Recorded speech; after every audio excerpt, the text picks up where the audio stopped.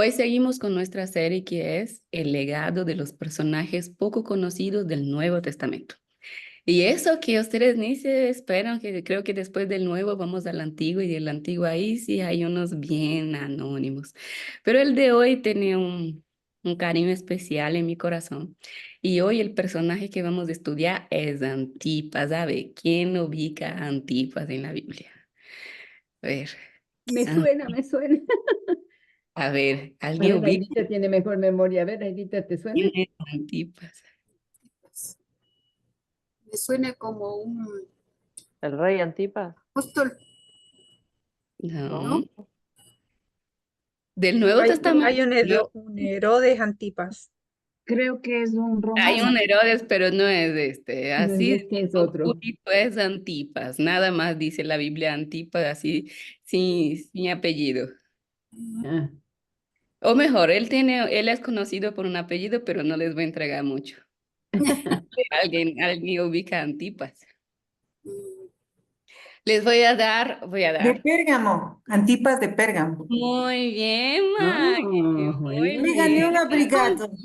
la Maggie ha estado, pero Filipa. Antipas de Pérgamo.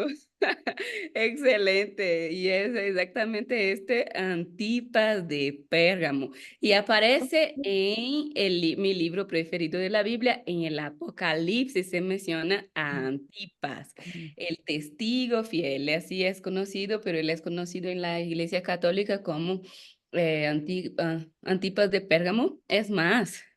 Antipas incluso es consagrado según el catolicismo como un santo. Creo que su día sí. es el 11 de abril, creo, si no estoy equivocada, el día que le celebran a Antipas es el 11 de abril.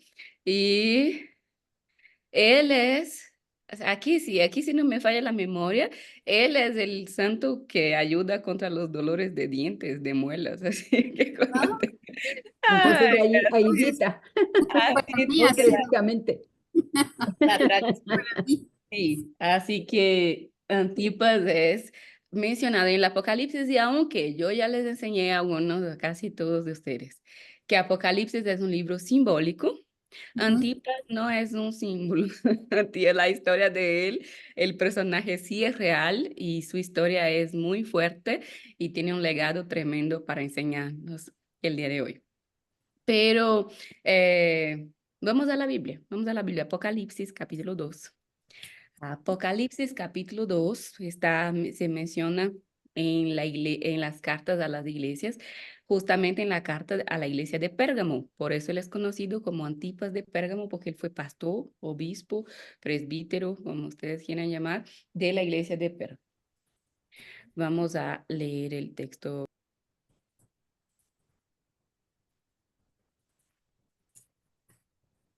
Muy bien. Ahora sí. Y dice así la palabra del Señor. Escribe al ángel de la iglesia en Pérgamo. Esto dice el que tiene la espada aguda de doble filo. Sé dónde vives, allí donde está el trono de Satanás. Sin embargo, sigues fiel a mi nombre y no renegaste de tu fe por identidad. Ni siquiera cuando Antipas, aquí está nuestro personaje, mi testigo fiel, sufrió la muerte en esta ciudad donde vive Satanás. La carta de Pérgamo es fuerte en sí mismo, ¿no? Y tenemos otros a los que no participaron de las series pasadas y la serie del Apocalipsis. Tenemos un estudio bíblico ahí en el YouTube. Está sobre toda la carta de Pérgamo, así que de manera más profunda, más general, que hoy nos vamos a enfocar en Antipas, pero justo este video de Pérgamo sí está ahí completito en el YouTube.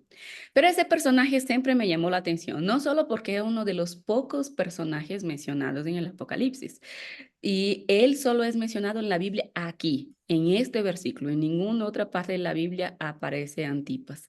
Y como mencioné, él es considerado uno de los padres de la iglesia, uno de los mártires del cristianismo, de los primeros mártires del cristianismo. Y es bien importante que entendamos el contexto, el escenario donde vivió Antipas para poder entender cuál es el gran legado que este hombre tiene para enseñarnos actualmente. En primer lugar, yo le digo, hola, miren la moral de Antipas. El Ma es mencionado nada más, nada menos en el libro de las Revelaciones.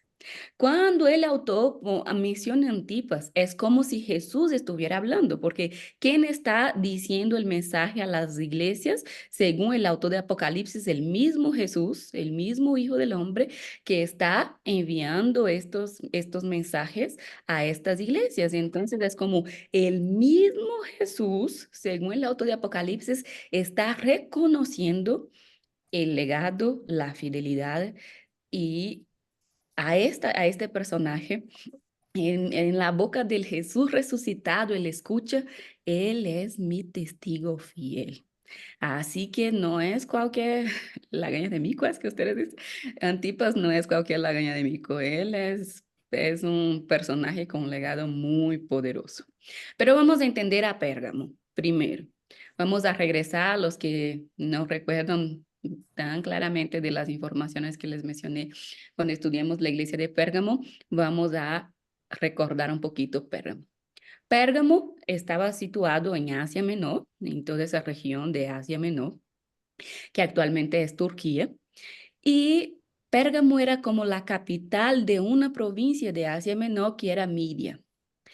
Según el historiador famoso, uno de los historiadores más famosos de la época, un historiador romano, Plinio, él dijo que Pérgamo era la ciudad más ilustre de toda Asia, era la ciudad más importante de toda Asia Menor, incluso por encima de Éfeso. Así que tenemos un ambiente bastante particular.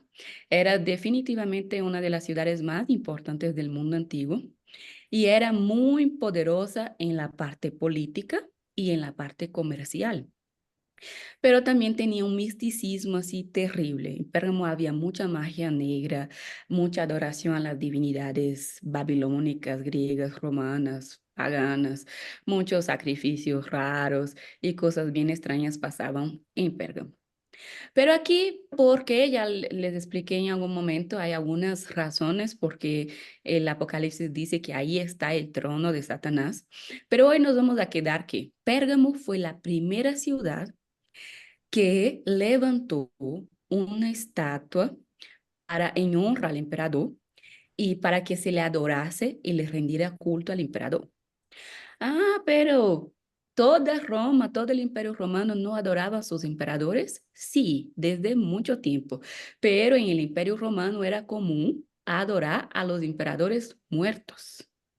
Y en Pérgamo dijeron, no, vamos a adorar y hacer culto al emperador vivo, al emperador que todavía está en el pleno ejercicio de su poder. Vamos a levantarle una imagen y vamos a adorar al emperador, no solo con el muerto, sino ahora desde que él está vivo. Y así vamos a ganar toda una condescendencia de parte del emperador y al mismo tiempo vamos a ser una ciudad poderosa. En esto, se cree que desde Nerón empezó esa adoración ahí en Pérgamo. Entonces, aquí empieza muy fuertemente esa cultura imperial que los cristianos y el Apocalipsis principalmente va a pelear tanto, que es en contra de la adoración al emperador como si él fuera Dios. Ahí en Pérgamo había muchos templos, había, y con el tiempo se fue habiendo más y más, había adoración a Augusto, a Trajano, a Severo, a Nerón, a Domiciano, a los emperadores más importantes. Los cristianos, aquí es donde vamos a empezar a conectar con Antipas. Los cristianos no cultuaban al emperador, tampoco adoraban. ¿Por qué? Porque solo adoramos al Dios verdadero, al Cristo. Entonces ellos empezaron a ser fuertemente perseguidos en la ciudad de Pérgamo. Fue donde o sea, porque cuando hablamos del Apocalipsis es un contexto de persecución, sí, pero no no en todo el imperio en este momento. Llegará un momento que la persecución es en todo el imperio, pero aquí en la época del Apocalipsis no todavía. Todavía era en algunas regiones específicas y Pérgamo era de las peores regiones donde la persecución era más fuerte. Y aquí ellos empezaban a exigir esa adoración. Y cuando no adoraban, eran muertos, eran torturados antes de la muerte, sus casas eran quemadas, era usado como espectáculos para ser comido de fieras y todo lo que ya sabemos sobre ese triste periodo de la historia de la iglesia de persecución. Ahí en Pérgamo también estaba templo de las principales divinidades del mundo antiguo, a Zeus, a Dionisio. O sea, si había un templo a Dionisio, había mucha borrachera, que Dionisio era el dios del vino, el dios de la alegría. Entonces había mucho relajo, como dicen por aquí, en la ciudad de Pérgamo gracias a la adoración a Dionisio. Adoraban también, y por esto es el símbolo de la medicina hasta el día de hoy, al dios Asclepio. Creo que así se pronuncia Asclepio en español, o Esculapio. Yo prefiero Esculapio, que es el nombre romano, y Asclepio es el nombre griego, que era el dios considerado como el dios de la sanidad. Por eso que hasta el día de hoy el símbolo de la medicina es este bastón con una culebra, así una serpiente. ¿Por qué? Porque para saber si Esculapio iba a sanar, ellos metían las personas en un montón de serpientes, que ellas durmieran en las serpientes. Si fueran picadas y muertas, entonces era que Esculapio les había recibido como ofrenda. Si no fuera, entonces significaba que ellos recibirían la cura, la sanidad por parte del dios Esculapio. Y hay toda una tradición ahí mitológica de Esculapio, incluso de ahí viene la base que dicen que el antídoto para el mismo veneno de las vacunas, que el antídoto para el mismo mal que uno sufre, es de ahí por la picadura de las serpientes que hacían en el templo de Esculapio. Se salió toda una historia ahí y hasta hoy es conocida como el dios o el símbolo de la medicina. Había el templo de la diosa Artemisa, diosa Diana, y había un panteón de adoraciones paganas en este lugar. Era una ciudad realmente muy sincrética, muy pagana, muy religiosa también, pero no necesariamente hacia el cristianismo. Tenía una economía muy fuerte. Preparaba ungüentos ahí importantes en esa ciudad.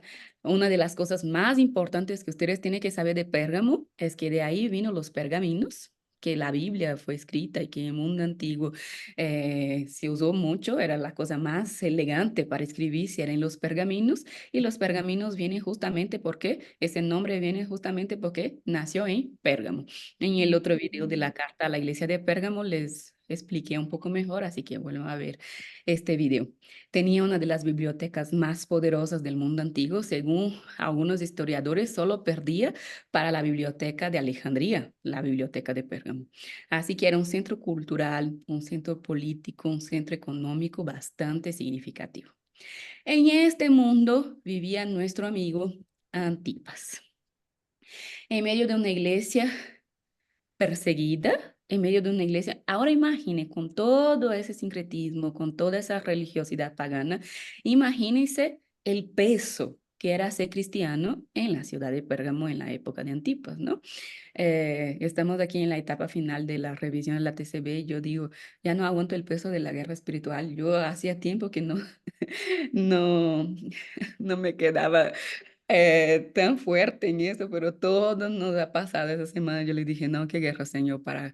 Así que imagínate el pobre Antipas pastoreando en una ciudad donde está el trono de Satanás, donde todo eso se está dando, ¿no? Era realmente un desafío muy grande y se exigía una fidelidad muy grande.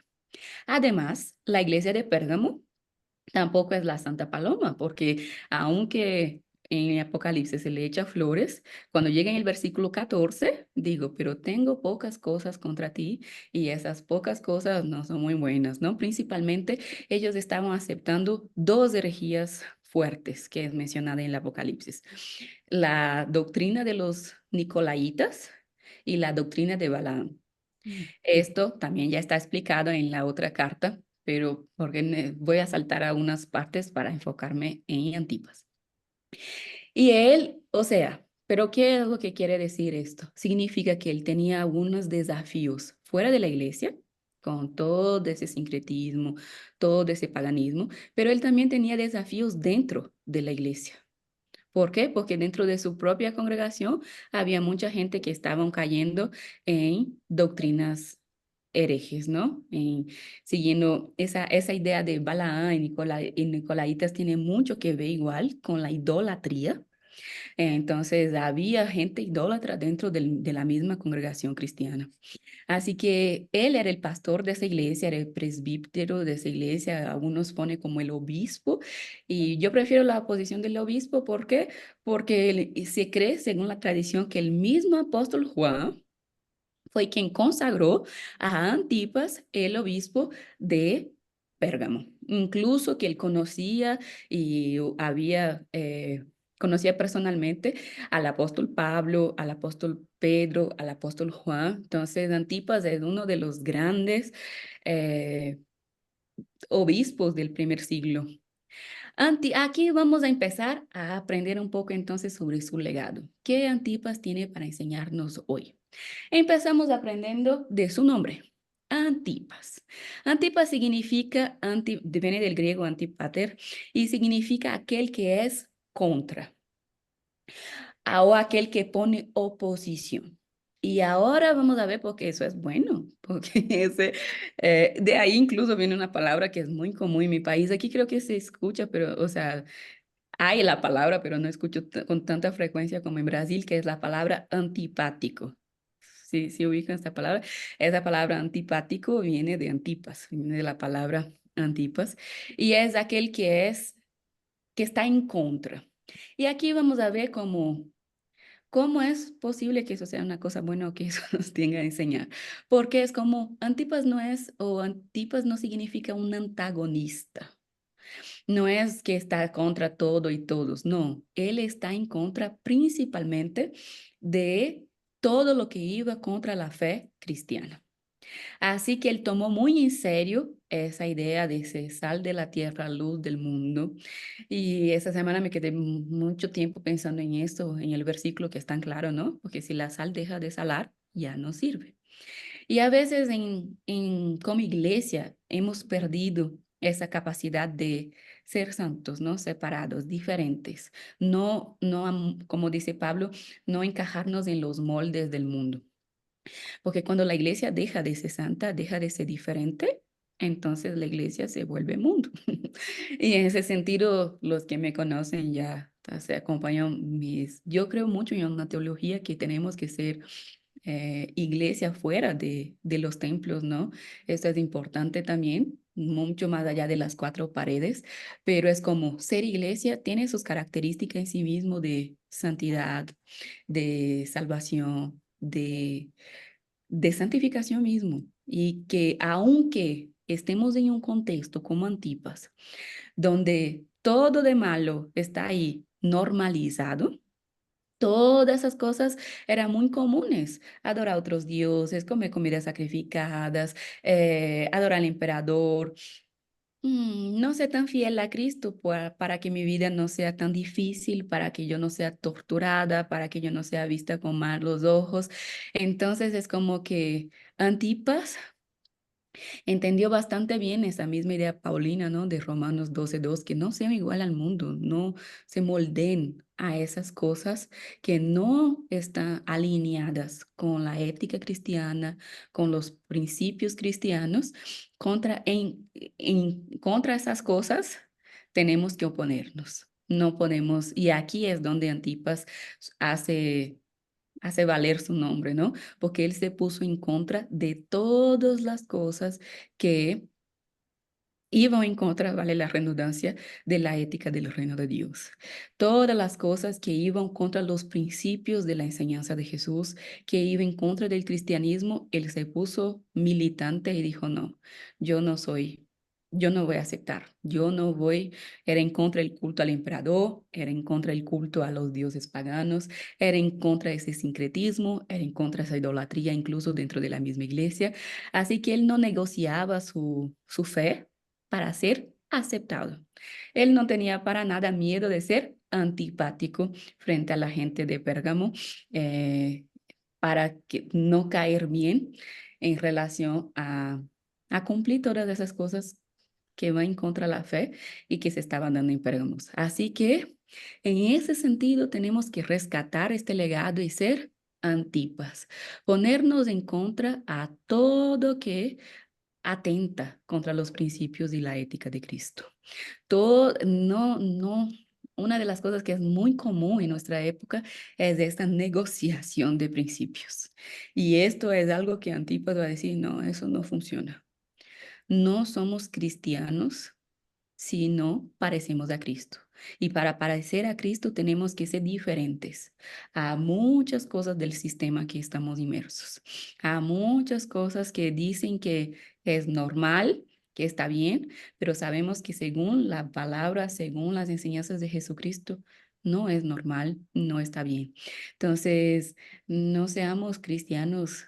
Antipas nos enseña que no seamos cristianos de plastilina, ¿no? No seamos cristianos que María va con las otras, como dice mi país, o sea, que influenciados por cualquier moda, por cualquier herejía, con cualquier falsa enseñanza, con a veces incluso esas falsas enseñanzas, falsas predicaciones, falsos evangelios, están dentro de las mismas comunidades cristianas, pero si no está alineado con la palabra, si no está alineado con lo que Cristo enseñó, tenemos que ser Antipas y ponernos en contra y decir, no, yo no me voy a moldear a esto que todos están haciendo. No es que porque todos están haciendo que es correcto.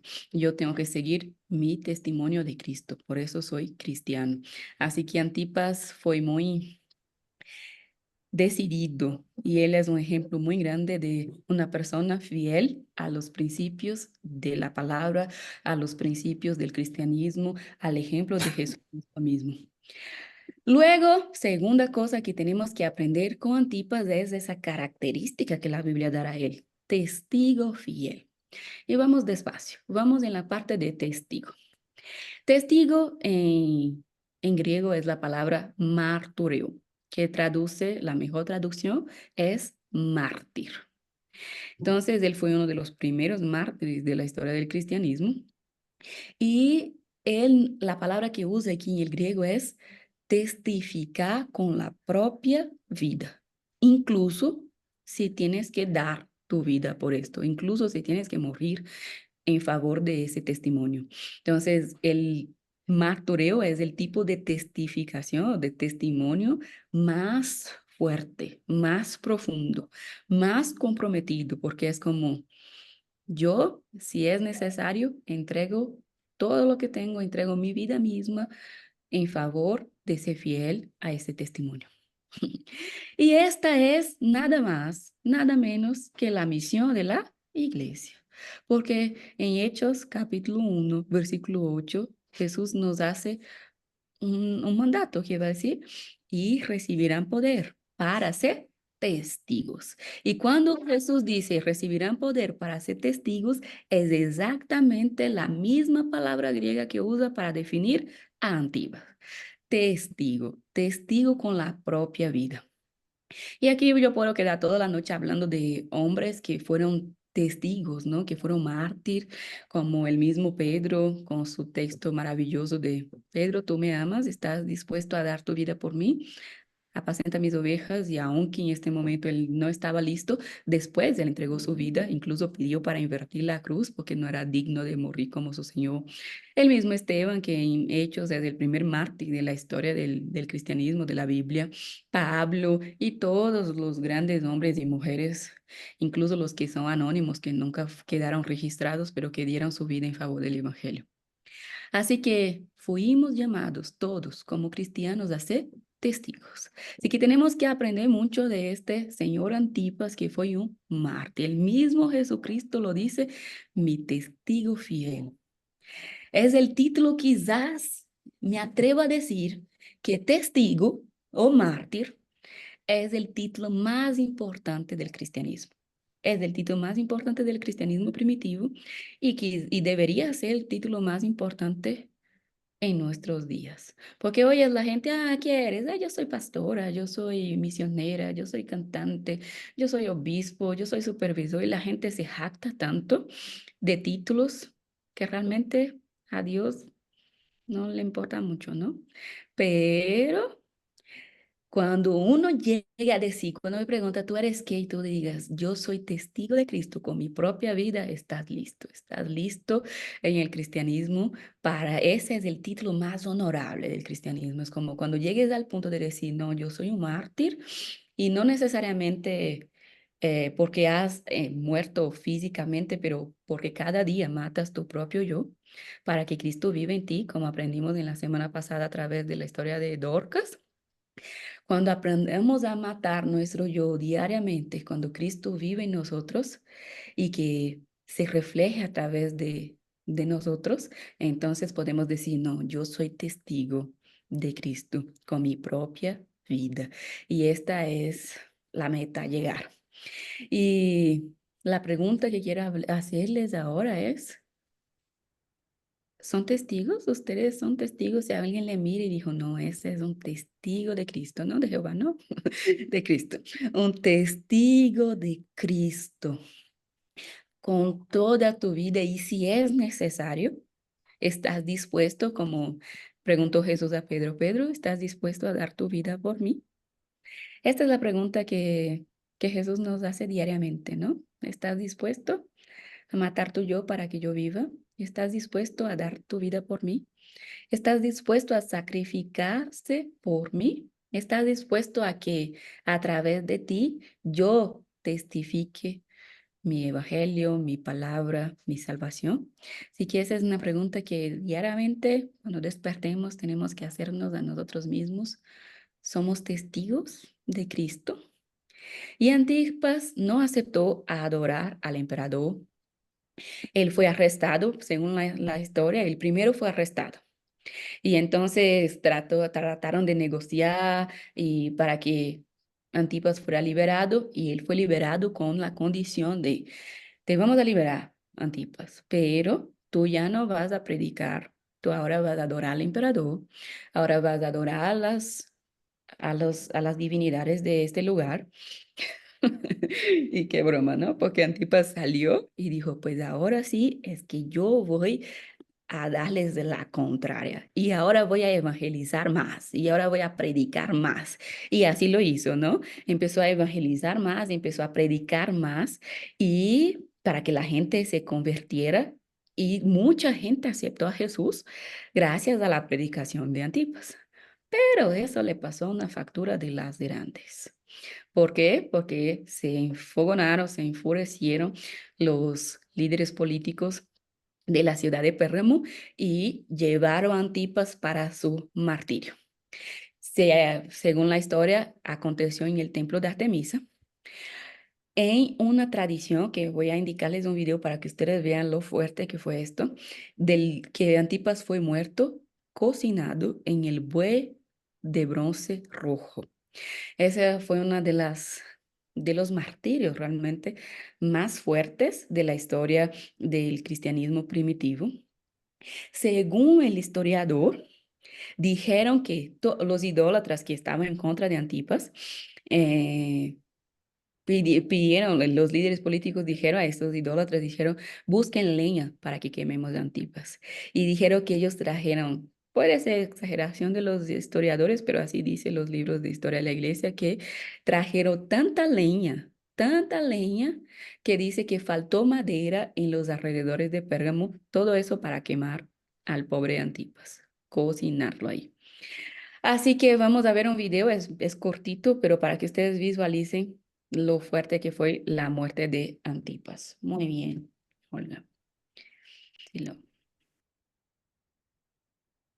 A través de la historia de la humanidad, siempre han existido horribles métodos tortuosos de ejecución, los cuales, muchos cristianos sufrieron muertes atroces, como mártires del Evangelio. Uno de los más brutales fue el toro de Falaris, cuyo nombre se atribuye a Falaris, tirano de Acragas, Sicilia, que murió en el año 554 a.C. En el toro, se abría una pequeña puerta por donde era obligada a meterse a la víctima. Ya adentro, se ponía el toro encima de la hoguera y el calor cocía vivo a la persona. El humo escapaba por la nariz del toro, que estaba llena de incienso para combatir el hedor a carne quemada de las víctimas. El toro de bronce fue creado por Péralos de Atenas, un trabajador que quiso venderlo a Falaris. Cuando llegó el momento de probar el invento, La primer víctima de Phalaris fue el mismo Peralous. Sin embargo, Phalaris liberó al inventor justo antes de que muriera. Luego lo arrojó por un acantilado empinado, matándolo de todos modos.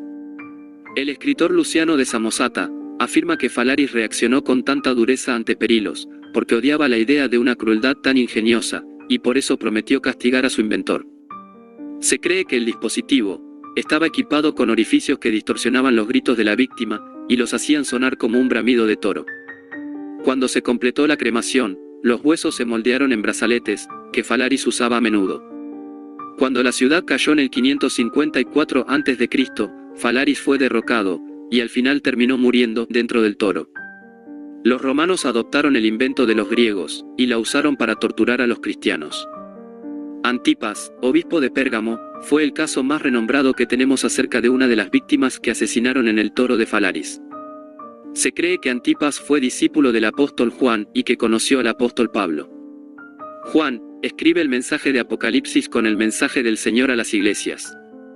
En ella, y durante el mensaje a la iglesia de Pérgamo, el Señor reconoce a Antipas como su testigo fiel. Eres fiel a mi nombre y no has renegado de mi fe, ni siquiera en los días de Antipas, mi testigo fiel, que fue muerto entre vosotros, ahí donde habita Satanás.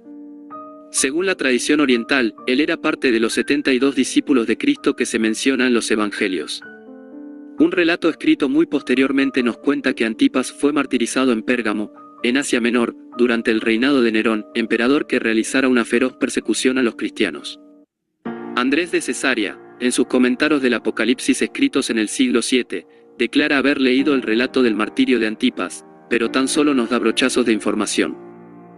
De acuerdo a este relato, Antipas, ya de avanzada edad, fue arrestado tras un levantamiento popular y llevado ante el tribunal del prefecto de la ciudad.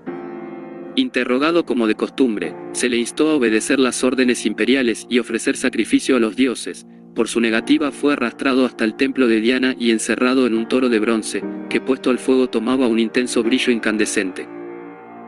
Se afirma que el dispositivo todavía se usaba 2 siglos después. Otra cristiana, Pelagia de Tarso, habría sido quemada en uno de ellos, en el 287 por el emperador Diocleciano. Existe otra historia, la historia del martirio de San Eustaquio, en la cual habría sido asado en un toro de bronce con su esposa e hijos por el emperador Adriano. Pero los eruditos niegan esta historia del martirio de Eustaquio como una historia completamente falsa. Algunos eruditos de principios del siglo XX indicaron una posible conexión entre el toro de Phalaris y las imágenes de los cultos fenicios y egipcio, al becerro de oro, e hipotetizaron una continuación de la práctica de los sacrificios humanos de Oriente. Pero no hay gran evidencia, y esto último resulta en presuposicional.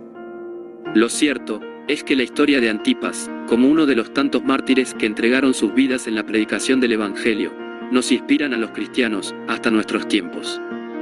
Pero, ¿tú qué opinas? Déjame tu comentario y comparte.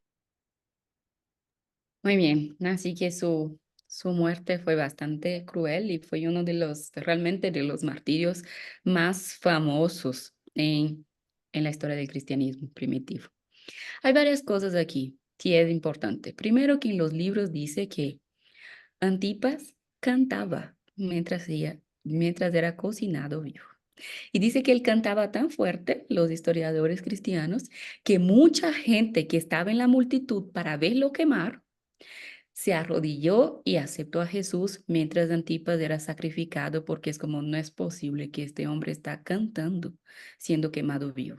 Así que hasta su último segundo, en su muerte, él fue un testigo así muy especial.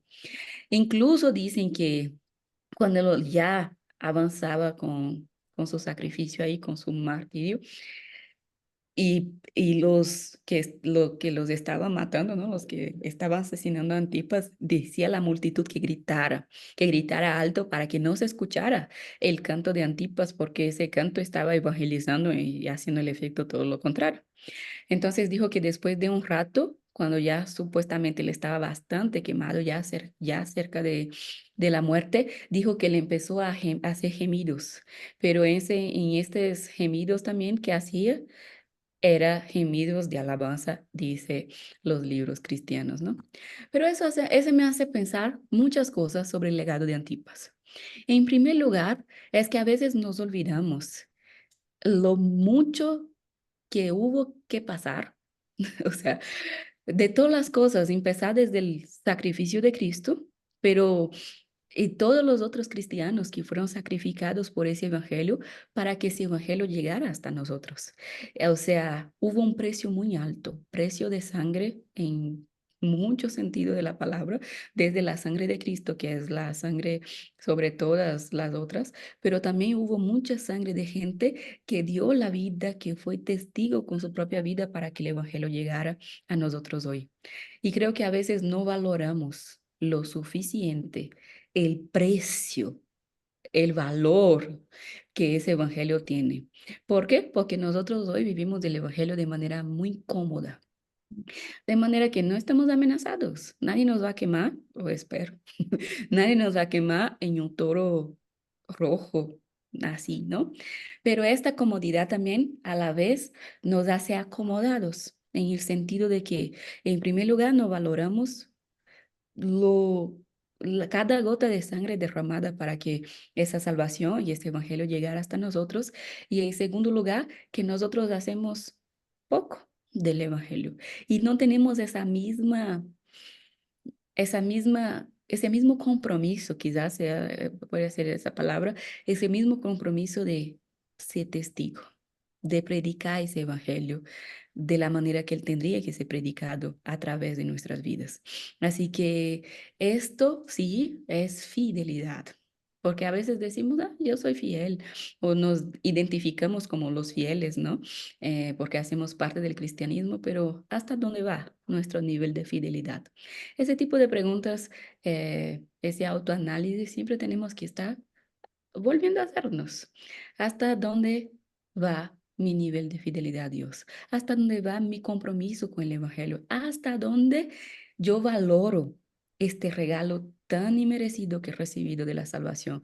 Pero para que ese regalo de la salvación a través de Jesucristo, del mensaje del Evangelio, llegara hasta nosotros, mucha gente tuvo que ser de verdad testigo para que eso llegara, para que usted y yo pudiéramos ser cristianos hoy. Y es más, ser cristiano es ser testigo. ¿Por qué? Porque como mencioné, ¿a qué testificamos? Al mismo Cristo. Y eso es tan bonito y vamos a al tercer punto del legado de Antipas que quiero resaltar con ustedes hoy es, Antipas recibe una descripción que es usada en el mismo Apocalipsis para el propio Cristo. Porque en Apocalipsis 1, cuando va a hablar de Cristo, y varias veces en Apocalipsis, cuando habla de Cristo, dice que Jesucristo es fiel y verdadero. Y cuando habla de Antipas, dice, él es un testigo fiel. Así como dice que Jesús es el testigo fiel y verdadero, dice que Antipas es un testigo fiel. Así que está usando una característica exactamente igual para definir a Cristo y para definir a Antipas. Aquí yo veo moral, porque es como el día que nosotros seamos definidos con las mismas características que define al mismo Jesucristo, es como así, ahora sí parecemos a Jesucristo. O sea, él realmente era tan cristiano y parecía tanto a nuestro Maestro Jesucristo que el Apocalipsis usa las mismas características o una de las características que usa para describir al mismo Cristo, para describir a nuestro amigo Antipas. Así que esto es bonito. Otra cosa que me parece interesante es que en el griego, aquí no, en la traducción no se refleja porque incluso iba a sonar mal, pero en el español, la concordancia del español. Pero en el griego es bastante común que las palabras no tengan artículos definidos. Y cuando las palabras tienen artículos definidos, esto cambia el significado de la palabra. Voy a aclarar eso que estoy tratando de decir. El griego no dice de Antipas, Antipas era un testigo fiel y verdad, un testigo fiel. El griego dice Antipas era el testigo y el fiel. Él usa dos artículos definidos antes de testigo y antes de fiel, para decir que Antipas no era un testigo más, un fiel más, no. Él era el testigo y él era el fiel. Cuando el griego nos pone ese artículo definido para definir el testigo y el fiel, nos está diciendo, mira, este es un modelo. Cuando yo digo él es el testigo, él es el fiel, entonces estamos diciendo, miren a este hombre como un ejemplo a seguir, como una referencia para la cristiandad y para la vida de ustedes, porque él no es un fiel, él es el fiel, él no es un testigo, él es el testigo. Así que cuando el griego pone esos artículos definidos, significa que tenemos que aprender bien de ese legado de Antipas y tenerlo como referencia, como modelo, como ejemplo para nuestra vida hoy. Y que es una de las cosas más claras que nos enseña. Antipas podría enseñarnos muchas cosas, pero principalmente es no niegues tu fe. No niegues tu fe ante cualquier circunstancia. No niegues tu fe. Ah, es que hoy fue un día muy difícil. Igual, no niegues la fe. Ah, es que yo estoy pasando por una lucha muy fuerte. No niegues la fe. Estoy pasando por un proceso de enfermedad muy fuerte y estoy acamada, estoy en el hospital. Igualmente, no niegues la fe. Y así puedo quedar aquí con ejemplos al infinito de que muchas veces por las circunstancias de la vida, nosotros negamos nuestra fe. A veces negamos frente a los otros y a veces negamos a nosotros mismos. Es como, ¿y dónde? Como mencionaba, ¿no? Empezamos, no puede, ay, llovió un poco más hoy, ay, ¿dónde está Dios? Porque Dios no está disminuyendo la lluvia. Y empezamos a negar nuestra fe por circunstancias tan bobas a veces y ponen hack nuestra fe. Y Antipas nos va a decir, frente a toda y cualquier circunstancia, mantenga firme tu fe. Mantenga firme la fidelidad al Señor. Y hay un texto de las Escrituras que es de los fuertes para mí, que es, si alguien me niega aquí en la tierra o frente a cualquiera, yo también los negaré delante de mi Padre que está en el cielo. Pero aquel que no me niega frente a cualquier persona o cualquier circunstancia en la tierra, yo tampoco lo negaré delante de mi Padre que está en el cielo.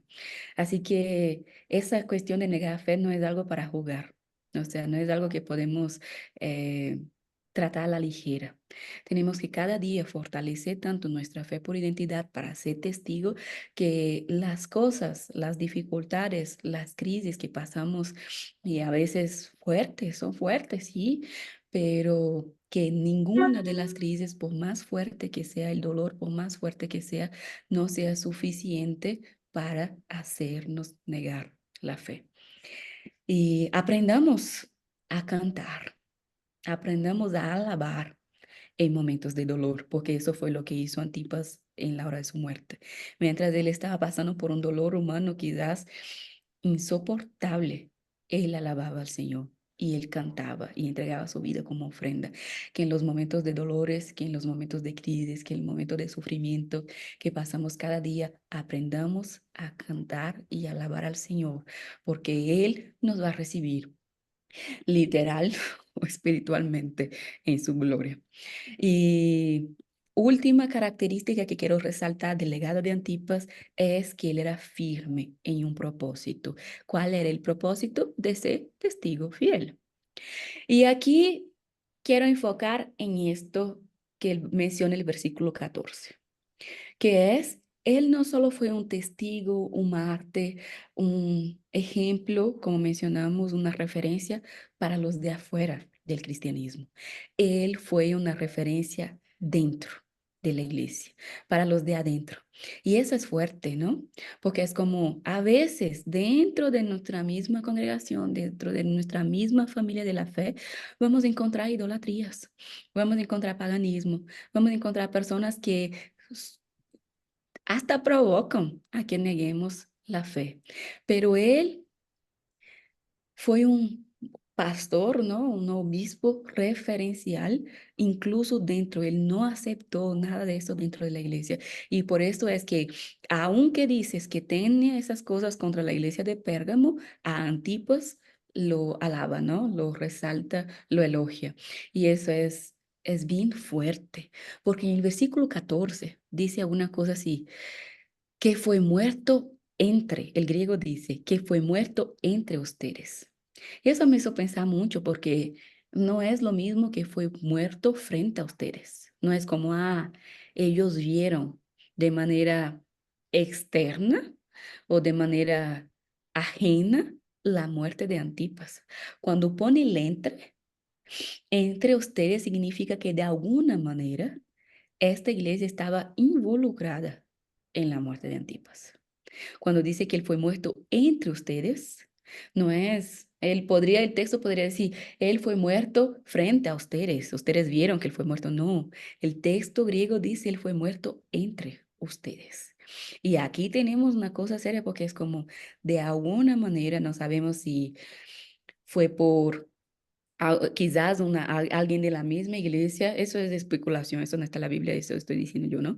Quizás alguien de la misma iglesia que estaba medio molesto con esta fidelidad de Antipas o con ese Antipas que no negocia los principios y que no estaba aceptando esto en la iglesia, que fue quizás el que denunció a Antipas frente a las autoridades políticas, porque en la época de Antipas no era que estaban cazando por todo lado la gente cristiana, no, era por medio de denuncias. Se denunciaba a los que eran cristianos y de ahí ellos iban a hacer toda la inquisición para ver si ellos negaban o no negaban la fe. Entonces, para que Antipas sea mártir, alguien le tiene que haber denunciado.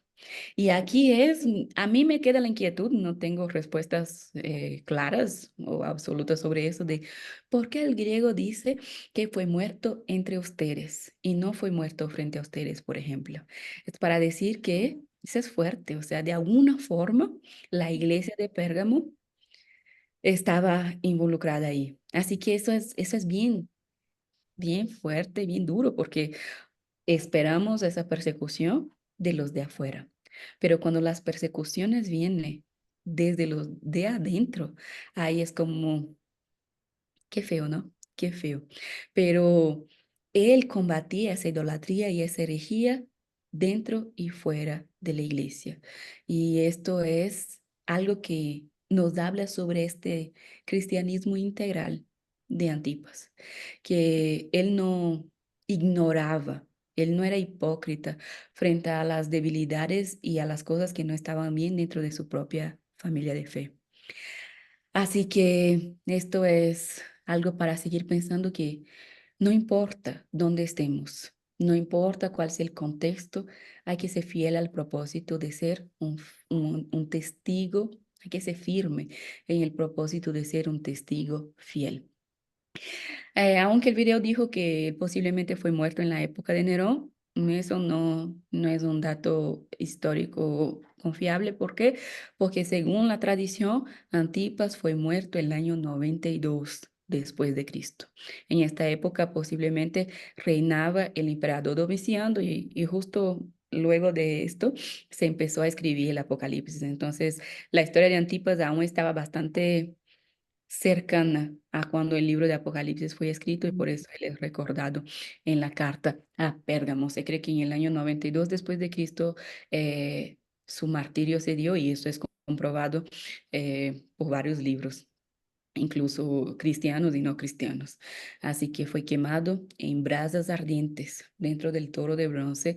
Por ironía, como decía el video, por ironía, aquel luchaba en contra de todo y cualquier tipo de idolatría. Y esa cuestión de la idolatría es algo que voy a dejar para otra clase porque el horario ya se nos está terminando, pero es algo bastante fuerte, porque si vamos a rastrear todo y cualquier tipo de idolatría, termina en nosotros.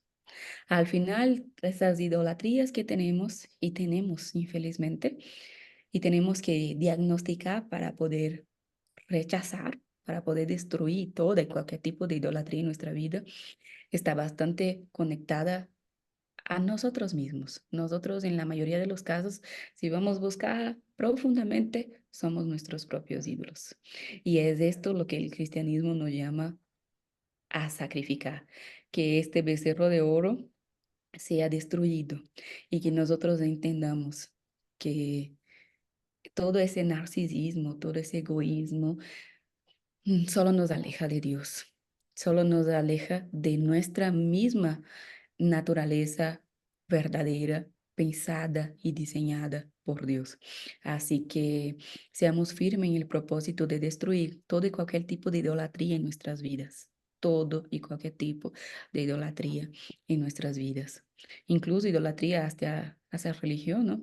Y tener una espiritualidad verdadera, íntegra, cada día más, una comunión con Dios a punto de que nos miren y usen para describirnos las mismas palabras que describieron a Jesucristo propio, ¿no?